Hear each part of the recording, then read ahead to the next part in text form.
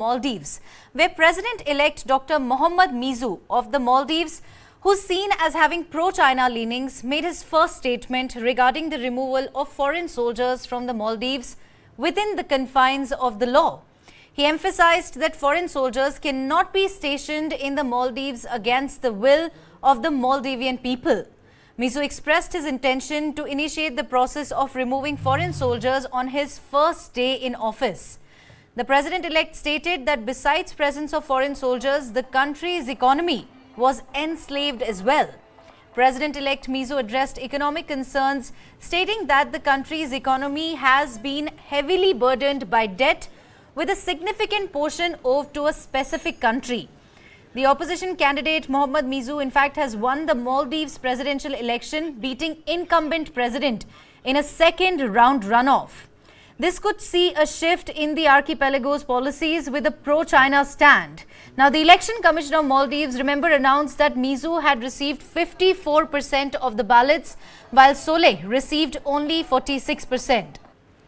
About 85% of 282,000 eligible voters in the Maldives, known for its pristine beaches and high-end resorts, turned up at more than 586 polling stations across 187 islands. And now the president-elect there, Dr. Muizzu of the Maldives, has made a significant statement regarding the removal of foreign soldiers from the Maldives. To discuss this development further in detail, I am joined by Newsline Plus editor Sandeep Unithan in our studios. Thank you so much, sir, for joining us. Thank you. Sir, I'd like to begin by asking you what really explains this move in your view.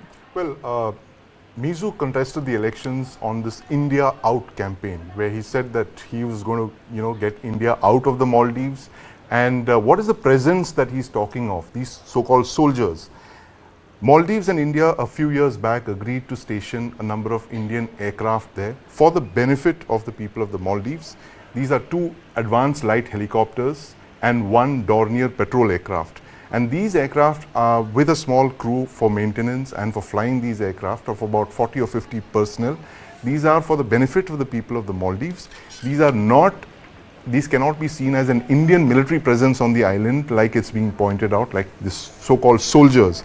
This is not a military base for India. This is something that India does with other countries as well, for humanitarian grounds, for helping the people of the Maldives to move, evacuations, transport between the islands. Maldives, as you know, is an archipelago nation. There are issues of evacuation of, its citizens, and these 3 aircraft have proved to be very useful, very helpful for the people of the Maldives in the last couple of years. But then, unfortunately, politics seems to have taken over the narrative, and Dr. Muizzu has fought his elections on this so-called India Out campaign, and now he is living up to his campaign promise. That's what is playing out. It's very unfortunate.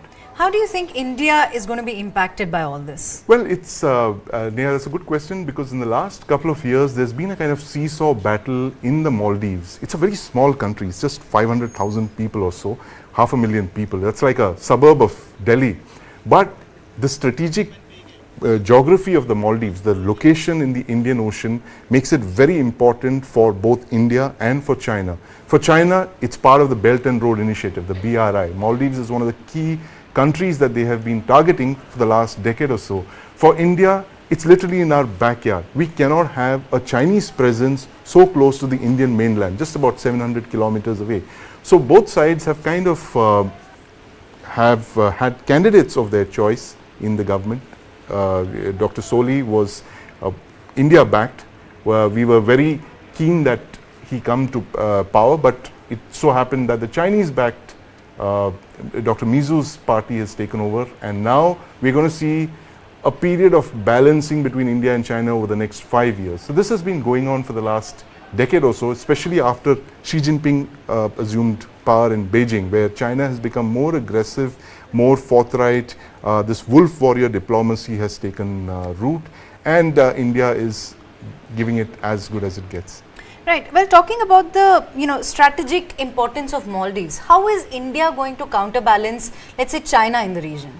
Well, it's a very key part of our counter to the Belt and Road Initiative, where India has launched the IMEC corridor, the India, Middle East, Europe economic corridor in the G20 summit. That was one of the high points of that summit, and India is looking at an alternative to the BRI. Now it's a kind of narrative warfare at play. China has had 10 years and about $1 trillion of the BRI investments, and that has proved to be a debt trap for countries of the region. Now a whole lot of countries, including the Maldives, Sri Lanka, the Maldives, countries in Africa have been drowning in debt, and they have been unable to pay the kind of loans they've taken from China, and China is kind of weaponizing that debt. Whereas now India is saying, look, that's the Chinese model for you. Now we're going to present an Indian model that's inclusive, that's cooperative, that takes into account the hopes, aspirations and desires of the countries of the region, and this is the Indian model that we're going to see at play. So essentially it's a kind of two narratives at play here. The China narrative, which has played out over the last 10 years, where not a single project has come to fruition, the Belt and Road Initiative, and in fact countries have been going down the tube because of this debt trap diplomacy, and now India is playing its cards with the IMEC corridor. So it's two competing narratives. Right. But sir, he also said that, besides the presence of the foreign soldiers, it's really the country's economy that has been enslaved. Right. Do you agree with that? Absolutely. And this is exactly what I was just saying, that the whole policy of the Chinese has been to weaponize debt as part of the Belt and Road Initiative, where they make all these fancy projects worth billions of dollars. Like for instance, in Maldives, there's this $2 billion bridge that they've built from one island to the other, connecting the international airport to the capital, Male. Now, $2 billion might sound like a small sum for a country like India, but for the Maldives, that's like their entire GDP, and that they have to pay for that, right? The Chinese are not giving you anything for free. Every aid project, every BRI project of the Chinese comes with strings attached, and this is exactly what they have done. They've literally trapped a whole lot of these smaller countries like the Maldives and Sri Lanka, Pakistan. Pakistan, of course, where Pakistan has itself to blame for its problems. Sure. China is the smallest part of it. But in these small countries where they've taken in by this glitz and glam of all these fantastic infrastructure projects and that are given out to the Chinese without seeing the kind of strings that are attached to it, and this is what's happened. And so he's absolutely right, the president, to suggest that they are in some kind of a debt-trapped diplomacy model, and there are all reasons to be worried how they're going to pay this back. But he's also seen as having pro-China leanings. So he does, that yes. statement is surprising, isn't it? It's not going to save him, because he still has to pay that money back, and if he doesn't do it, then he has to transfer that debt to future generations, and that is increasingly the problem that a lot of these smaller countries will have to face, that at some point you have to pay that money back, and every government can just keep kicking that can down the road and hope that some future government comes and takes it, but you're loading your future generations with this massive debt for infrastructure projects that look very attractive on the face of it, but there's a reason that we have not been doing that kind of thing, because of the strings attached. So let's see the India model play out, and this, I think, is going to be the big challenge for India in the next 5 years when Dr. Muizzu is in power. That what is the kind of alternative that we can present to the Maldives that will be sustainable and, most importantly, does not drag Maldives into this kind of debt trap diplomacy? What is the Indian narrative going to be for that? Right, that's something that remains to be seen. But sir, I also want to understand from you, why aren't these smaller countries able to see the kind of debt trap that China is laying? Well, repeatedly, that too. Well, it's the whole thing of how you spin out that narrative. And when this BRI came out about 10 years back, it was presented like a 70mm film, and a whole lot of people fell for this kind of trap, because finally it was China, and China is an economic giant. Let's not forget that. I mean, the Chinese economic miracle of the late 20th and the early 21st centuries is commendable, but to use that, spin that out and entrap smaller countries in Asia and Africa who get taken in by this glitz of infrastructure without realizing that somebody has to pay the bill, and that somebody is actually me. And these projects don't come for free. I think they just got taken in for a ride, and now they're going to have to pay the bills. And that's when entire your sovereignty comes into question. This is exactly the problem that Sri Lanka faced last year. They literally collapsed, and then India had to kind of step in and give them loans and assistance. And this is essentially the difference in the models of India and China. The Chinese model is extractive, it's manipulative, it's got strings attached, whereas the India model might not be as big, it might not be as glitzy and in your face, but it's sustainable, and in the long run it helps countries realize their aspirations on a far better way than they would with a Chinese supplied project. Right. Well, sir, do stay with us while we also, in fact, take a look at some other developments that are coming here now. China's decision to host the third Trans-Himalayan Forum for International Cooperation in Ningchi, Tibet, which is in close proximity to Arunachal Pradesh, could indeed further strain the already deteriorating relations between India and China. The geographical proximity of Ningchi to Arunachal Pradesh adds a layer of sensitivity to the situation. What's noteworthy is that China has invited Pakistan to attend the meeting, which may be seen as a form of soft provocation or a diplomatic maneuver. Now, Pakistan's acting foreign minister Jalal Abbas Jilani is expected to participate along with Afghanistan and Mongolia. The participation of these countries, especially Pakistan, could be seen as China's effort to exert its influence in the region and potentially raise concerns for India. The fact that the distance between Ningchi and Arunachal Pradesh is only 160 kilometers makes the situation even more complex, as it highlights the proximity of the event to a disputed region. Now, this development underscores the complexities of regional geopolitics in South Asia and the broader Himalayan region. So, I'll come back to you. Not just in the Maldives, even in Arunachal Pradesh, China is, needling India. So now there are reports that it is planning a Himalayan meeting near the border, and it has invited Pakistan also. How do you read this development? Well, it's part of the same narrative, Neha. It's like, in a sense, telling people that all is good. And I wouldn't be surprised if this is just less than 100 kilometers away from the Arunachal border, where the exact place, Ningchi, where they are holding this meeting. 160 kilometers. 160 kilometers is not very far. It's, it's less than the Delhi-Jaipur distance. And what they would actually be doing in this thing is to say that they are so close to Arunachal Pradesh, and I wouldn't be surprised if there are statements emanating from the Chinese government at that time to suggest that they once again, they're going to stake claim to Arunachal Pradesh, which they don't recognize as part of India. They call it Southern Tibet for some reason, but this is overall is part of their, needling of India along the borders. They use hard power to do it through troop mobilization, and this is a soft power needling along the line of actual control, or the McMahon line. Right. Well, sir, how does the presence of Pakistan in the Trans-Himalayan meeting really, complicate India's security environment? Well, I don't see any direct security linkage to Pakistan's presence so close to Arunachal Pradesh, but it's only the thing of normalizing the fact that for the Chinese that they're free to call whoever they want and host whoever they want, so close to the border with international so close to the border with India, and that this is exactly what they're doing. Like I said, this is soft power needling. They're using a cultural meeting, a diplomatic event to send out a message to say that, look, Pakistan can come here so close to the Arunachal Pradesh, and by the way, we don't recognize Arunachal Pradesh. That is essentially the statement that's going to come out of there, and Pakistan, as you know, has a collusive relationship with China, and or with anyone which even remotely goes against India. That's right. So particularly China and Pakistan have been very close. They're literally joined at the hip when it comes to needling India. So this is no surprise at all. So this is soft power needling. Right. Sir, also I want to understand from you what really explains this repeated provocation from China.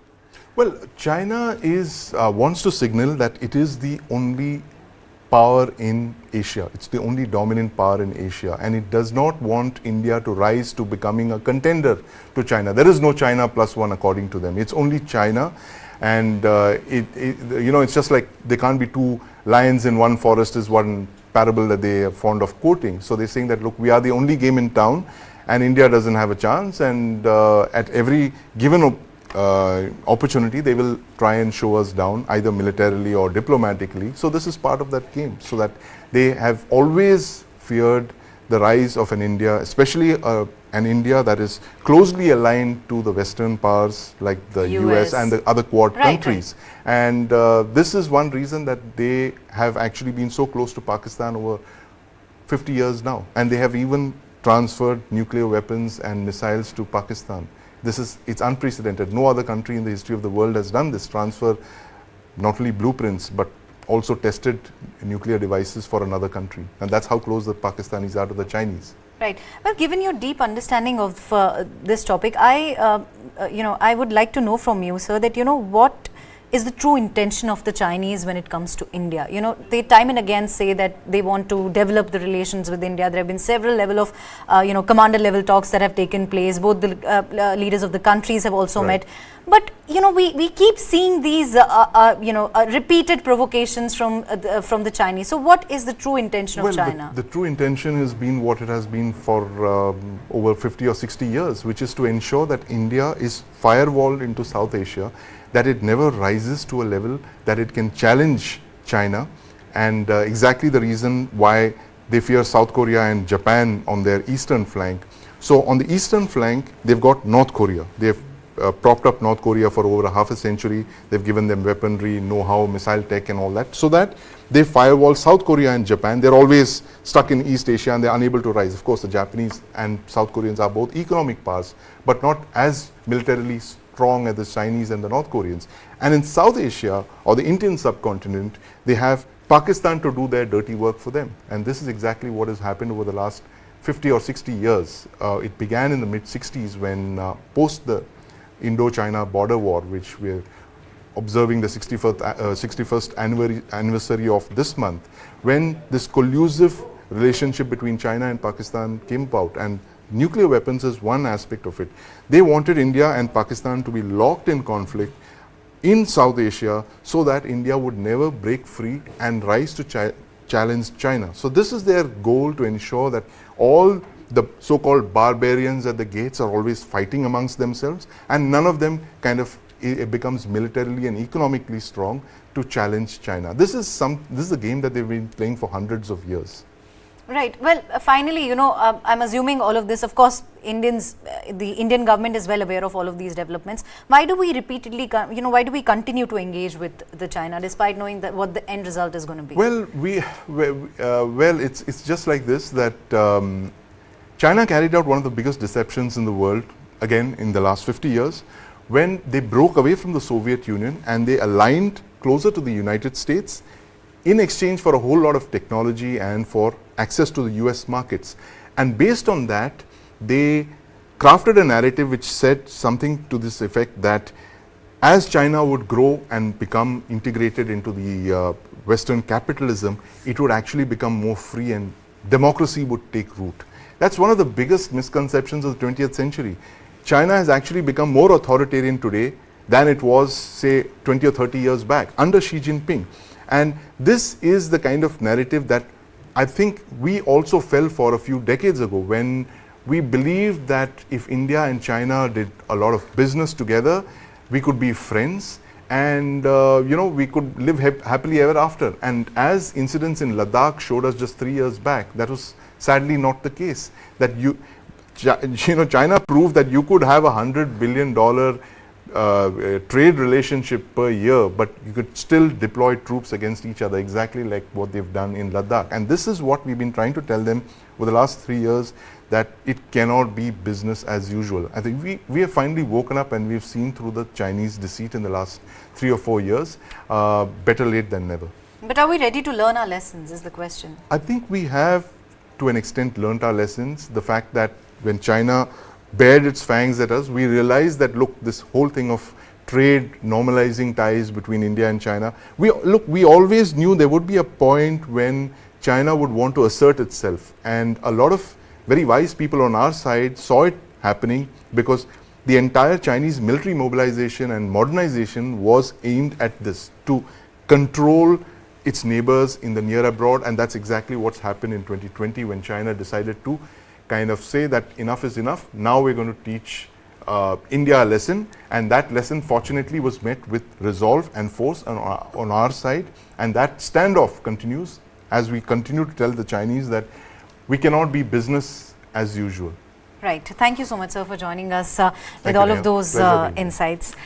Moving on now, amid growing tensions between India and Canada, India has asked Canada to recall more than 40 of its diplomats from India, setting a deadline of the 10th of October for their repatriation.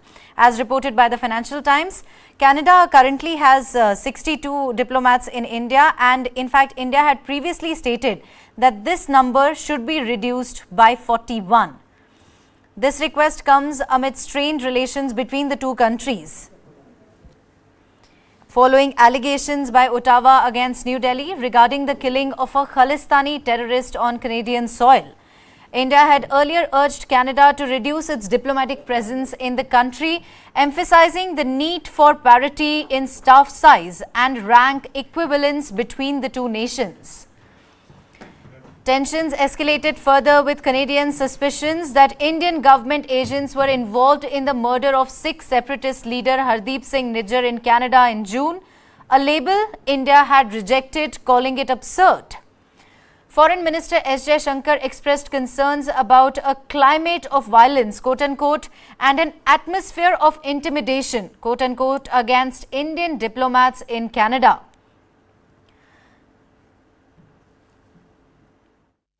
So the Secretary actually spoke to this at a press conference on Friday when he was asked about it. As he made clear then, I'll reiterate now, we remain in close coordination with our Canadian colleagues on this question.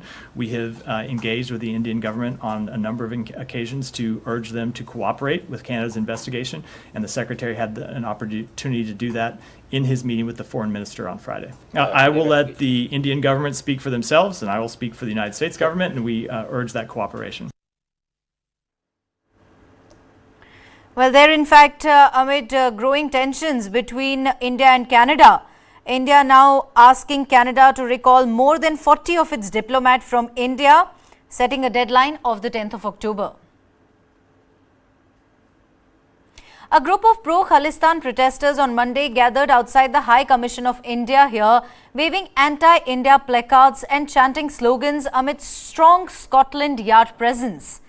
The protest, which was promoted by British Sikh groups on social media, was organized to draw attention to Canadian Prime Minister Justin Trudeau's allegations last month of alleged Indian involvement in the killing of wanted terrorist Hardeep Singh Nijjar in Canada.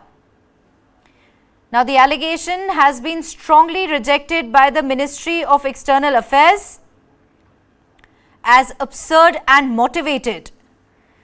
Sikhs will raise domestic issues, including the suspicious death of activist Bhai Avtar Singh Khanda, quote-unquote, reads the call for Monday's protest. There, in fact, a fresh protest being witnessed in London, where, in fact, a group of pro-Khalistan protesters gathered outside the High Commission of India and waved anti-India placards.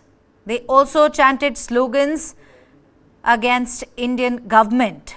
The protest, in fact, was promoted by British Sikh groups on social media, and it was organized to draw attention to the Canadian Prime Minister Justin Trudeau's allegations against India. He very recently in the House of Commons alleged Indian involvement in the killing of wanted terrorist Hardeep Singh Nijjar in Canada.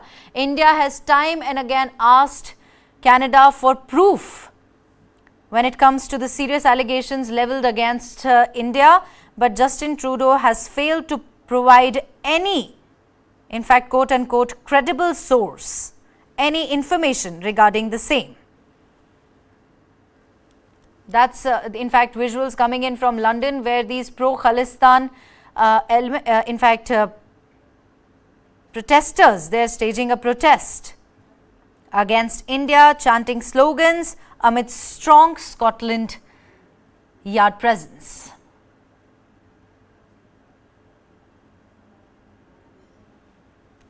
A fresh case has been filed against Newsclick under the Unlawful Activities Prevention Act. The news portal has been under scrutiny by the Economic Offences Wing and the Enforcement Directorate over allegations of receiving funds from China, which were purportedly obtained unlawfully and without proper documentation. Delhi police are conducting raids at approximately 35 locations, including the homes of 7 journalists and sites linked to the news portal Newsclick. One of the journalists, Abhisar Sharma, reported that the Delhi police had visited his home and confiscated his laptop and phone.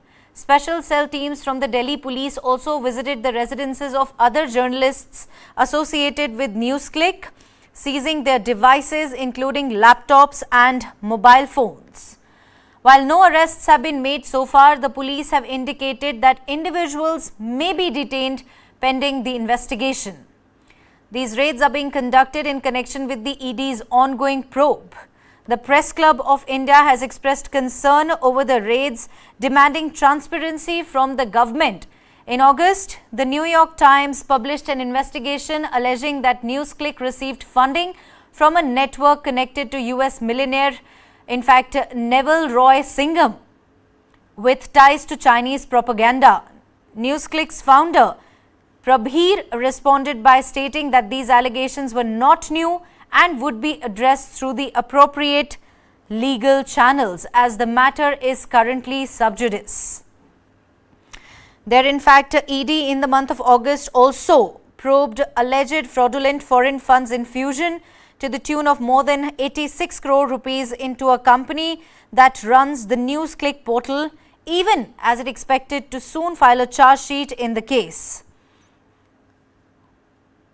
Union Minister Anurag Thakur, in fact, has spoken on this development. Let's listen in. देखिए, मुझे justify करने की जरूरत नहीं है। अगर किसी ने गलत किया है तो उसके ऊपर जांच एजेंसियां काम करती हैं, और ये कहीं नहीं लिखा कि आपके पास अगर गलत तरीके से पैसा आया होगा, आपत्तिजनक कोई कार्य होगा, तो उसके ऊपर कोई जांच एजेंसी कार्रवाई नहीं कर सकती। जांच एजेंसियां स्वतंत्र हैं, वो अपनी कार्रवाई नियमों को देखकर करती है। Switching our focus now, an encounter broke out between terrorists and security forces during a search operation in the forest area of Kalakot. 2 security personnel have been injured in the encounter. The army, along with police, had cordoned off the Broh and Soom forest belt in the Kalakot area early on Monday, following information about suspicious movement. 2 jawans are said to be injured in the encounter, while 3 terrorists, armed terrorists, are said to have, are said to be present in the area. There, the search operation, in fact, turned into an encounter when the terrorists hiding in the area opened fire on the forces in an attempt to break the cordon. Since January, 2 border districts of Rajouri and Poonch have witnessed an increase in terrorist activities. Rajouri के कालाकोट में बीती रात से ही आतंकियों और सुरक्षा बलों के बीच मुठभेड़ जारी है। इस वक्त भी सुरक्षा बलों की तरफ से महा ऑपरेशन इसी इलाके में चलाया जा रहा है, और तस्वीरों में आप देख सकते हैं कि किस तरीके से जम्मू कश्मीर पुलिस के स्पेशल ऑपरेशन ग्रुप, उसके साथ साथ भारतीय सेना और सीआरपीएफ के जवान यहां पर तैनात किए गए हैं। ये घने जंगल का इलाका है जहां पर यह आशंका है कि 2 से 3 आतंकी इस इलाके में छुपे हुए हैं। नेचुरल केव है और घने जंगल का इलाका है। यही वजह है कि इस ऑपरेशन में थोड़ा टाइम लग रहा है, लेकिन इन सब के बीच आपको बता दें कि पिछले 45 दिनों में जम्मू कश्मीर पुलिस और भारतीय सेना की तरफ से तकरीबन 20 से ज्यादा आतंकियों को ढेर किया गया है। लगातार ये प्रयास आतंकियों की तरफ से किए जा रहे हैं। पाकिस्तान ऑक्यूपाइड कश्मीर में जो आतंकियों के कमांडर हैं वो ये प्रयास कर रहे हैं आने वाले दिनों में बर्फबारी भी होने वाली है, ठीक उससे पहले आतंकियों की घुसपैठ इस तरफ करवाई जा सके, साथ में ड्रोन और ड्रग्स की जो सप्लाई है वो की जा सके, हथियारों की खेप जो है वो ड्रोन के जरिए भेजी जा सके। लेकिन पिछली बीती रात लगातार इसी घने जंगल के इलाके में जो फायरिंग है वो हुई है, आतंकियों के साथ कांटेक्ट एस्टैब्लिश हुआ है, जिसके बाद पूरे इलाके को सुरक्षा बलों ने घेर लिया है। पूरी तरीके से इलाका जो है वो पूरी तरीके से सीज किया गया है, और अभी भी आतंकियों और सुरक्षा बलों के बीच जो मुठभेड़ है वो चल रही है। सुरक्षा बलों की तरफ से ये कोशिश की जा रही है कि जल्द से जल्द जो आतंकी इस इलाके में छुपे हुए हैं उनको ट्रेस किया जाए, उनको लोकेट किया जाए, और उसके बाद उन आतंकियों को न्यूट्रलाइज किया जाए। पूरी तरीके से भारी सुरक्षा बल यहां पर तैनात किए गए हैं कि किसी भी तरीके से आतंकी जो है इन घने जंगलों से भाग ना सके। यही वजह है कि ऑपरेशन में इतना टाइम जो है वो लग रहा है। Moving on now, the Maharashtra government has launched an investigation following the deaths of 24 patients, including 12 infants, within a 24-hour period between 30th of September and October 1 at the state-run Shankar Rao Chavan Government Medical College and Hospital in Nanded city. This incident marks the second instance of a state-run hospital reporting a high number of deaths in a single day, with a similar incident occurring in August when 18 individuals died at the Thane Municipal Corporation run Chhatrapati Shivaji Maharaj Memorial Hospital in Kalwa. According to the hospital data, among the deceased were 6 infant boys and 6 infant girls, a significant increase from the hospital's average daily death toll of approximately 10. The statement released by the hospital revealed that among the adult patients who passed away, there were cases of heart disease, poisoning, gastric disease, kidney disease, other complications and accidents.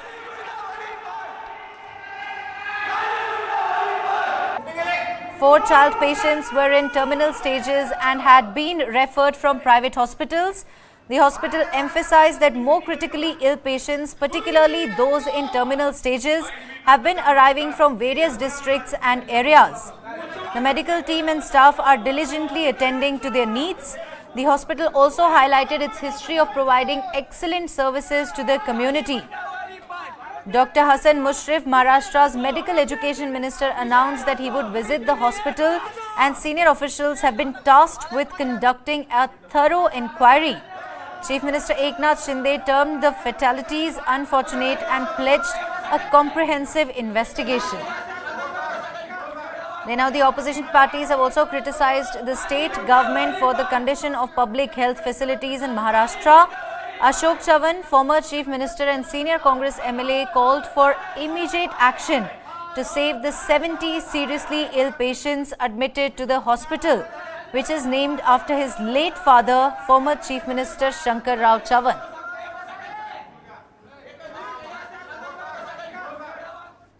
Gorakhpur में oxygen कांड हुआ था और 200 से भी ज्यादा बच्चे वहां मृतक हो गए। पूरे देश की हालत ये है, लेकिन महाराष्ट्र की आरोग्य की स्थिति, हेल्थ कंडीशन उससे ऊपर है। हमेशा महाराष्ट्र ने इस मामले में अच्छा काम किया, लेकिन गत 1-1.5 साल से महाराष्ट्र के सभी शासकीय रुग्णालय जिस तरह से काम कर रहे, ना हेल्थ मिनिस्टर को चिंता है, ना हेल्थ डिपार्टमेंट काम कर रहा है, ना सरकारी डॉक्टर काम कर रहे हैं, किसी का नियंत्रण नहीं। निग्लेक्टेड डिपार्टमेंट अगर कौन सा होगा महाराष्ट्र में, तो health department. Now, in fact, people are staging a protest right inside the premises of the hospital and are demanding a thorough inquiry, although Chief Minister Eknath Shinde has in fact said that a thorough inquiry into this matter will be conducted. The hospital on the other side also trying to showcase its excellent track record, previous excellent track record, and the hospital stating that 6 among the deceased, 6 infant boys and 6 infant girls. In fact, that's what the hospital data shows, that among the deceased were 6 infant boys and 6 infant girls. Now, this is a significant increase from the hospital's average daily death toll of approximately 10.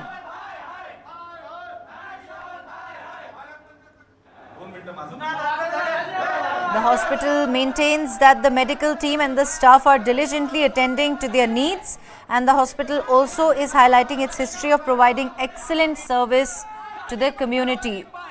There are now people staging a protest, refusing to budge, asking for a thorough investigation into the matter. 24 people have lost their lives in 24 hours at this Maharashtra government hospital, at a place where people come with hope that they will be saved. Moving on now, Trinamool Congress General Secretary Abhishek Banerjee along with party leaders and workers sat on a dharna at the Rajghat here on Mahatma Gandhi's birth anniversary on Monday, demanding the release of funds for West Bengal by the centre.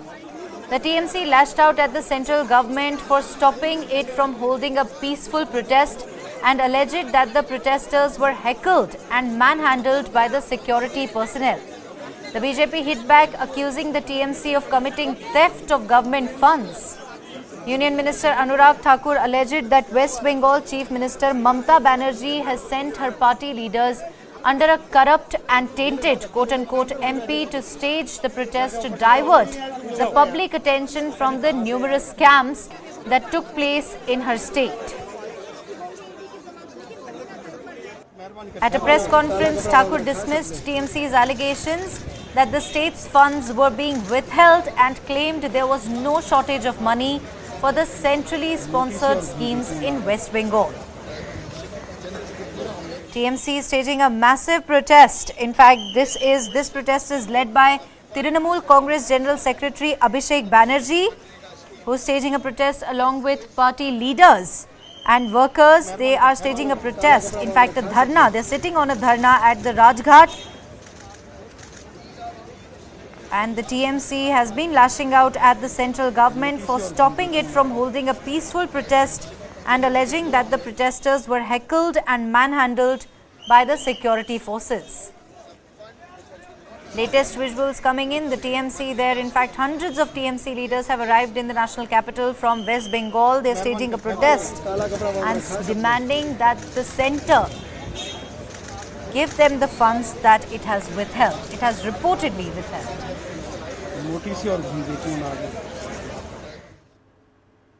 TDP senior leader and former Andhra Pradesh minister, in fact, Bandaru Satyanarayana Murthy, was arrested for allegedly making derogatory remarks against Chief Minister Y.S. Jagan Mohan Reddy and Tourism Minister R.K. Roja. The minister was arrested amidst high drama by the Guntur district police from his residence in Anakapalli. Now, two separate cases were registered against the former minister for his remarks against the chief minister and Minister R.K. Roja. The derogatory remarks were allegedly made by the TDP leader in a video posted on social media platform.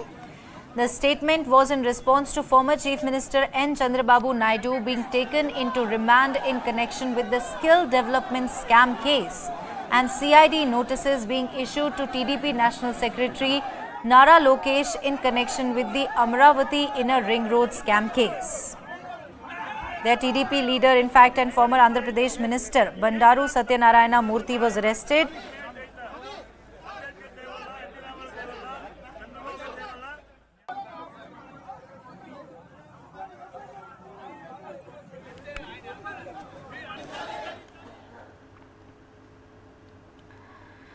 Now, taking a look at what's been happening in this tiny northeastern state in India, an indefinite shutdown in Churachandpur district, Manipur, has disrupted normal life yet again. This protest stems from two separate cases, and the Indigenous Tribal Leaders Forum has initiated the shutdown, criticizing the arrests as a selective and rushed action by central investigating authorities. A special court in Guwahati has granted the CBI 5-day custody of 4 accused individuals arrested in connection with the investigation into the cases of 2 missing Manipuri students believed to have been killed. Meanwhile, Manipuri's Kangpokpi tribal organization, the Committee, in fact, on Tribal Unity, has issued a threat to launch an indefinite shutdown in the district if the centre does not immediately release all those arrested by central agencies over the past 3 days. COTU condemned the arrests, particularly of 4 people, by the CBI in connection with the killing of 2 Manipuri students. The committee issued a 48-hour ultimatum to the Union Home Ministry demanding the immediate release of all arrested tribals and the initiation of an investigation into the Meitei criminals. This ultimatum followed the announcement by the Churachandpur-based Indigenous Tribal Leaders Forum of an indefinite shutdown in the southern district of Manipur to protest, in fact, the arrest of the 4 individuals by the CBI.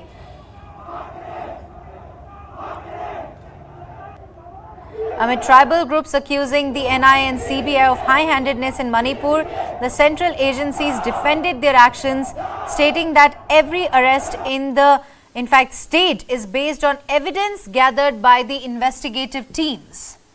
They emphasize that no partiality has been shown against any community, religion or sect, and that they have strictly followed the rule book of the Indian Penal Code. Manipur continues to remain on the edge. 3rd of May is when an ethnic conflict broke out between, in fact, two communities, the Kuki and the Meiteis, and now over 3 months later, Manipur continues to burn. Switching our focus now, the death toll from dengue infection rose to 1,006 in this year, with 17 more casualties reported in the last 24 hours till Sunday morning in Bangladesh. Besides, 2,882 new dengue patients were hospitalized during the same period, and according to data released by the Directorate General of Health Services, the dengue outbreak has taken a serious turn in Bangladesh as the death toll and new cases continue to reach new heights regularly. The previous month, September, recorded the highest single month death toll in history, with a tragic total of 396 fatalities, pushing the preceding month, August, into second place with its 342 deaths. Back at home, at least 22 wards in 8 boroughs of the Kolkata Municipal Corporation are under additional monitoring by the civic body after an increased number of dengue cases were reported from them. As informed by the mayor of KMC, Farhad Hakim, last week the city recorded around 4,779 reported cases of dengue until the 29th of September. According to sources in the KMC, in the north zone, including boroughs, in fact 1 to 7, more cases have been reported, 1 to 8, beg your pardon. More cases have been reported from 3 wards, ward number 4 and ward number 6 in borough number 1 and ward number 14 in borough number 3 are under increased monitoring by the civic body.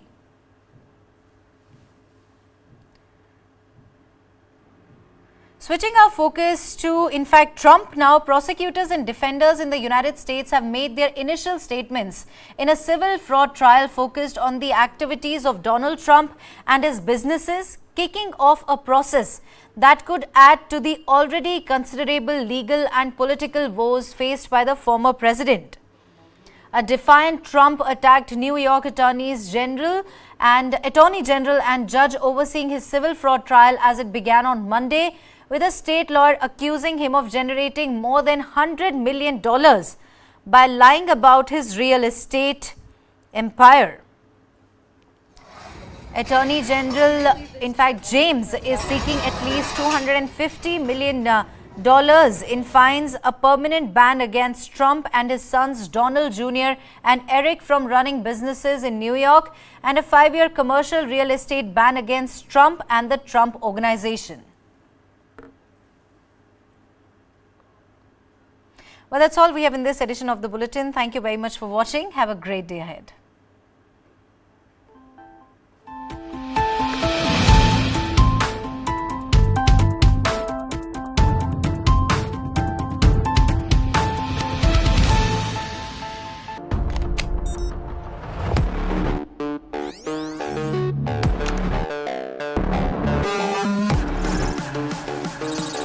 ChatGPT.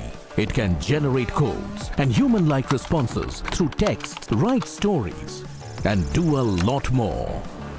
I work in a newsroom with anchors, researchers and scriptwriters, graphic artists, producers, video editors, camera crew. But does a newsroom really need them today? All of us have to think about unique and distinctive value addition that cannot be automated or repeated or replaced by a machine. ChatGPT may kill many companies. A human has to be in the loop with an ability to control this. Dark Side of the Boom. Streaming now.